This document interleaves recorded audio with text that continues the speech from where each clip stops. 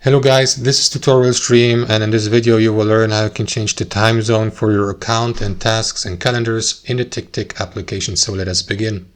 So guys, for this method you will need to be logged into the web app of TickTick and then click into your user icon in the top left to access your settings. Here click into date and time, and at the bottom of that list you will see the time zone feature. Click into it here to enable it.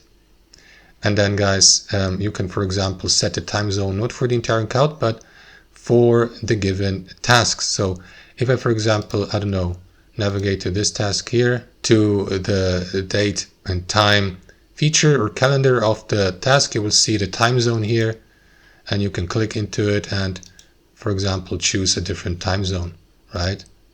Click into OK, OK again, and that way customize the time zone for each task separately. And that's how it works, guys. Thanks for watching. Hope you enjoyed it, and until next time.